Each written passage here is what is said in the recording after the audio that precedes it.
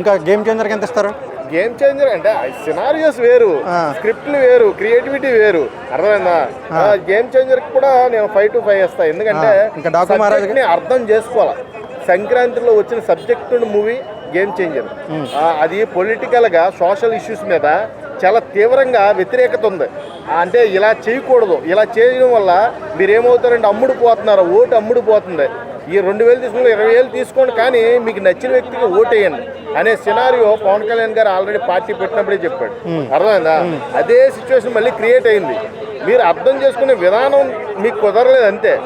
Overall కావాలని negative చేస్తున్నారని చెప్పి కావాలనే నెగిటివ్ చేస్తున్నారు భయ్య. పొలిటికల్ గా అప్పన్న క్యారెక్టర్ చూస్తే ఏడుపు వచ్చింది నాకు. ఆ నత్తి క్యారెక్టర్ ఎంత బాగా పండించాడంటే రామ్ చరణ్. అలాంటి మంచి మూవీని స్పాయిలర్స్ ఏం చేశారంటే ట్రోల్ చేసి నెగిటివ్ రివ్యూలు చెప్పి నాశనం చేశారు. Overall good movie. Shankar mark ఖచ్చితంగా పడిన movie game changer. Indian biggest hit అంటారు. అసలు ఇండియన్ లోనే బిగ్గెస్ట్ హిట్, నిజంగా చెప్తున్నా. Game changer movie game changing అనుకోవచ్చా? గేమ్ చేంజే, కానీ చేయడం లేదు వీళ్ళు. అర్థమైందా? ఫ్లాప్ చేశారు దాన్ని, టాక్ తో ఫ్లాప్ చేశారు. అర్థమైందా? ఓవరాల్ గా గుడ్. మీరు కరెక్ట్ గా అబ్జర్వ్ చేసి చూస్తే టాక్ పట్టించుకోకుండా వెళ్తే సినిమా సూపర్ హిట్.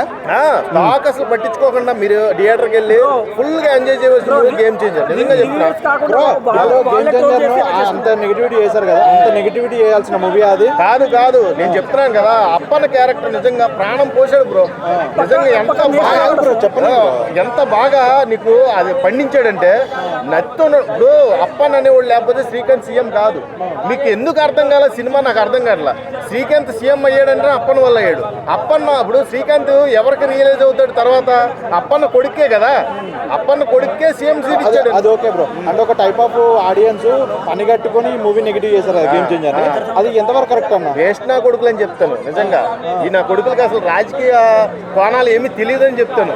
ఈసీ అంటే ఏంటో కూడా తెలియదు వీళ్ళకి. ఆయన మాట్లాడుతున్నారు కానీ ఎలక్షన్ కమిషనర్ అంటే ఎవరు, ఐఏఎస్ అంటే ఏంటి, ఐపీఎస్ అంటే ఏంటి కూడా తెలియదు వీళ్ళకి. అదొక మంచి మూవీని ఆదరించలేని వాళ్ళు అనుకోవచ్చా?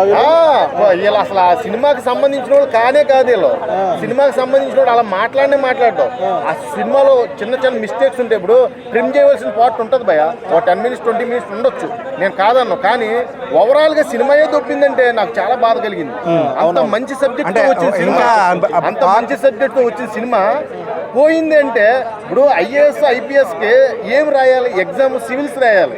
ఆ సివిల్స్ రాసి ఆ సివిల్స్ అంటే ఏంటో కూడా తెలియదు వీళ్ళకి, మాట్లాడే వాళ్ళకి. నేను చెప్తున్నాను కదా, ఇప్పుడు 6 మార్కుల తేడాతో ఐపీఎస్ కొట్టాడు. తర్వాత 6 సంవత్సరాల తర్వాత ఐఏఎస్ అయ్యాడు. అది సినారియల్ గా జరుగుతుంది. ఇది అదేమి తెలవకుండా ఐపీఎస్ ఎలా అయ్యాడు, ఐఏఎస్ ఎలా అయ్యాడు, మధ్యలో సీఎం ఎలా అయ్యాడు అంటే అసలు నువ్వు సినిమా చూస్తే టాక్ పట్టించుకోకుండా సినిమాకి వెళ్ళాలా? టాక్ పట్టించుకోకుండా వెళ్ళండి. నిజంగా చాలా ఎంజాయ్ చేస్తారు. మంచి సబ్జెక్ట్ మూవీ. మన పవన్ కళ్యాణ్ రాజకీయాలు మొత్తం కూడా కళ్ళకు కట్టినట్టు చూపించాడు సినిమాలో. నేను చెప్తున్నాను కదా అన్న. ఇప్పుడు ఒక మూవీ, అది హీరో మూవీ పక్కన పెట్టిన ఫస్ట్ డే రోజు హెచ్డి ప్రింట్ బయటికి రావడము, అది ఎంతవరకు కరెక్ట్ అన్న? హెచ్డి ప్రింట్ రావడం అది ఎంతవరకు? ఫస్ట్ డేనే మళ్ళీ నిజంగా అది చాలా దారుణం. నిజంగా దీన్ని ఆపాలి. దీన్ని కొన్ని సెక్షన్లు తీసుకొస్తే బాగుండు. ఈ పైరసీ అంటే అంతం అయిపోవాలి. ఎందుకంటే ఈ పైరసీ చూడడం వల్ల థియేటర్కి ఎవరు రావట్లేదు. ఏ సినిమా అయినా హెచ్డి ప్రింట్ లో వచ్చేస్తుంది, ఇక్కడ చూసేద్దాంలే. మళ్ళీ కొంతమంది ఫ్యాన్స్ దాన్ని అదే పనిగా మీకు ఇది చెప్పేవాళ్ళు ఇందాక అన్నావు చూడు నువ్వు. ఈ పనికి మాలిన పబ్లిక్ టాక్ చెప్పే ప్రతి ఓడు కూడా ఆ పైరసీ సినిమా చూసే చెప్తాడు. థియేటర్కి వచ్చి చూసి నా కొడుకు 100 రూపాయలు ఖర్చు 100 రూపాయలు కూడా ఖర్చు పెట్టాడు. ఆ పైరసీ సినిమా చూసి పెద్ద ఏదో తోపు తురుమని చెప్తాడు. వాడికి అర్థం కాదు. సగం బిట్లు కూడా కట్ అయిపోతాయి ఆ పైరసీలో. అసలు మెయిన్ బిట్స్ అన్ని కూడా థియేటర్లో ఉంటాయి. అవన్నీ చూడ ఎవడో పట్టించుకోడు. నాకు చాలా బాధ కలిగింది. ఆ టాకీనే చాలా బాధ కలిగింది. చాలాసార్లు రెస్పాండ్ అవుదామని చూశాను కానీ ఎందుకులే. ఇప్పుడు ఎలా అయిపోయిందంటే మౌత్ టాక్ అనేది మెయిన్ ఇంపార్టెంట్ అయిపోయింది. మౌత్ టాక్ ఇప్పుడు పొలిటికల్ పార్టీలనే పడగొట్టేస్తుంది. ఆఫ్టర్ సినిమా అంతా నిజం చెప్తున్నా. ఒక మౌత్ టాక్ స్ప్రెడ్ అయిన తర్వాత ప్రభుత్వాలు కూలిపోతున్నాయి. కేసీఆర్ ఎవరైనా ఊడిపోతారు అనుకున్నారా? చెప్పండి, రియల్ ఫ్యాక్టా కాదు ఇది. అలాంటిది ప్రభుత్వం కూలిపోయిందా లేదా? ఆ టైప్ ఆఫ్ మౌత్ టాక్ అనేది వెరీ డేంజరస్. పాయిజన్ తో సమానం.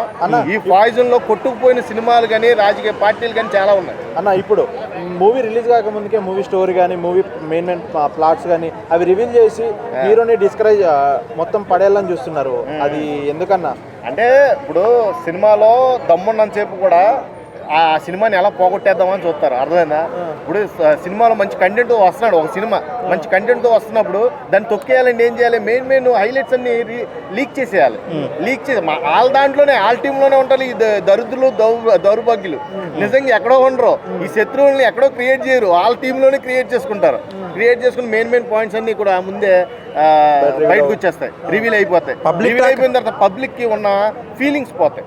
అంటే ఫ్యాన్స్ కు ఉన్న బేసిక్ ఫీలింగ్స్ ఉంటాయి. కొన్ని డైహార్డ్ ఫ్యాన్స్ ఉంటారు, వాళ్ళు చాలా ఎక్స్పెక్ట్ చేస్తారు. ఆ ఎక్స్పెక్టేషన్ నువ్వు లీక్ చేసేస్తే అది ఎలా ఉంటుందంటే తర్వాత అది ఆల్రెడీ చూసిందే కదా అన్న ఫీలింగ్ లో ఉంటారు. అప్పుడు మిస్మరైజ్ అవరు, అప్పుడు అద్భుతంగా ఫీల్ అవరు దాన్ని. అన్న ఇంకొకటి, ఒకప్పుడు ఫ్యాన్ వార్స్ అంటే కలెక్షన్స్ కానీ లేదంటే హీరో రికార్డ్స్ డే 1 డే 2 ఇలా చెప్పుకునే వాళ్ళు. ఇప్పుడు అలా అయిపోయింది అని అంటే ఒక హీరోని మూవీని మొత్తం ఫ్లాప్ చేస్తే తప్ప బాగోదు అన్న రేంజ్ లోకి వెళ్ళిపోయారు ఫ్యాన్స్. నీకు ఎలా ఉందంటే ఫ్యాన్స్ కూడా కరుడు కట్టిండి నేరస్తుల్లా తయారయ్యారు. నీకు ఎలా ఉందంటే ఓవరాల్ గా ఒక మూవీని చూసి జెన్యూన్ టాక్ ఎవడో చెప్పట్లా, అర్థమైందా? ఈడు నా ఫ్యాన్ కాబట్టి నేను బాగా చెప్పాలి, అంతేగాని సినిమాలో సబ్జెక్ట్ ఎవరికి అవసరంలా, అర్థమైందా? ఎలా తయారయ్యండి వీళ్ళు, ఒక ఉగ్రవాదుల్లాగా తయారయ్యారు. నిజంగా చెప్పాలంటే వీళ్ళు సినిమా ఇండస్ట్రీని నాశనం చేసే ఉగ్రవాదులు. ఈ ఉగ్రవాదుల నుంచి కాపాడుకోవాలి, సినిమాల్ని కాపాడుకోవాలంటే మంచి టాక్ తీసేవాళ్ళని చూడండి. మీరు సినిమా చూసి టాక్ చెప్పేవాడినే నమ్మండి.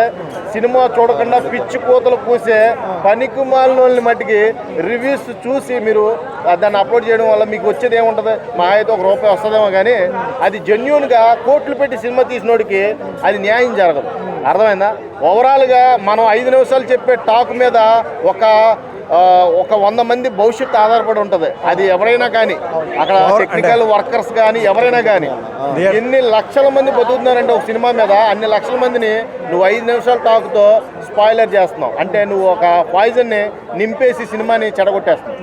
అంటే ఇప్పుడు ఎలా అయిపోయింది అంటే నా ఫ్యాన్స్ ఒక పర్టికులర్ హీరో ఫ్యాన్స్ అని చెప్పట్లేదు, ప్రతి హీరో ఫ్యాన్స్ కూడా మా ఓడి వచ్చినప్పుడు మా ఓడికి బాగాలేకుండా బాగుందని చెప్పాలి, లేదు అని అంటే వేరే హీరో వస్తే మన సినిమా ఎలా అయినా నాశనం చేయాలి, లైక్ ఆ మూవీ ప్లాట్లు చెప్పాలి, మూవీని ఫ్లాప్ చేయాలి, ఈ పని కట్టుకొని చేస్తున్నారు. డిజిటల్ మార్కెట్లో ఎక్కువగా జరిగే పెద్ద ఫ్రాడ్ ఏదైనా ఉందంటే సెలబ్రిటీస్ని పట్టుకొని కొంతమందిని హైలైట్ అయ్యే వాళ్ళందరూ కూడా నెగిటివ్గా చేయడం. ఇప్పుడు ఒక టైప్ ఆఫ్ ఫ్యాన్స్ ఉంటారు, మా ఓడి సినిమా బాగాలేదు అన్నారు కాబట్టి బాగున్న సినిమాని కూడా పాడు చేశారు. ఇప్పుడు అదే ఈ టైప్ లో అంటే చెప్తున్నా, అందుకే చెప్తున్నా వీళ్ళు పెద్ద ఉగ్రవాదులు. వన్ సైడ్ ఫ్యాన్స్ ఎప్పుడు కూడా ఉగ్రవాదులు సమానం. సినిమా లవర్స్ అన్ని సినిమాలను కూడా ఏకాభిప్రాయంతో, అంటే అందరు కూడా సమానత్వంతో చెప్తాడు. టాక్ అనేది చాలా జెన్యూన్ గా చెప్తాడు. వాళ్ళు ఎవరి గురించి కూడా విమర్శించిన వ్యక్తే సరైన రివ్యూవర్ నాకు తెలిసినంత వరకు. సింగిల్ బేస్డ్ చెప్పేవాడు రివ్యూవరే కాదు నా దృష్టిలో. వాడు ఏంటంటే వాడు ఒక సైకోపాత్ అంటే నీకు అర్థమైంది కదా, అంటే వన్ సైడే ఉంటాడు. వాడు బ్రెయిన్ లో ఆ హీరో తప్పితే వేరే హీరో లాగానే కనబడ్డాడు. సినిమా లవర్స్ ఏం చెప్తాను మీరు? ఈ సినిమా థియేటర్లో చూడండి. సినిమా లవర్స్ అందరికి కూడా నేను చెప్పేది ఏంటంటే, దయచేసి గేమ్ చేంజర్ ఒకసారి మీరు థియేటర్కి వెళ్ళి చూసి అప్పుడు మీ ఒపీనియన్ షేర్ చేసుకోండి. ఈ పబ్లిక్ టాక్, ఈ మౌత్ టాక్ చెప్పేవాళ్ళు ఈ మాటలు నేసి ఆల్రెడీ దొబ్బిందంటలే. యాక్చువల్గా ఏమైపోద్దని నేను చెప్తున్నాను కదా, రాజ్యాలే కూలిపోయినాయి, ఇంకా సినిమాలు ఎంత అంటున్నాను. అదే మీరు అర్థం చేసుకోండి. ఈ టాక్ విన్న తర్వాత మైండ్లో క్రియేట్ అయ్యే మెయిన్ థింగ్ ఏంటంటే, ఆల్రెడీ పబ్లిక్ టాక్ వచ్చింది, చెత్త సినిమా అంట, వేస్ట్ సినిమా అంట, ఇక చూడవసరం. అసలు వాళ్ళ సబ్జెక్ట్ తెలుసుకుంటే కూడా వెళ్ళడానికి ఇంట్రెస్ట్ చూపించరు, అర్థమైందా నీకు? గేమ్ చేంజర్ సినిమా ఎలా ఉందో కూడా వీళ్ళు తెలుసుకోవడానికి ఇంట్రెస్ట్ చూపించరు. ఇక ఓవరాల్ గా మంచి సినిమా ఫ్రెండ్ మూవీ బాగాలేదు నేనే చెప్పాను.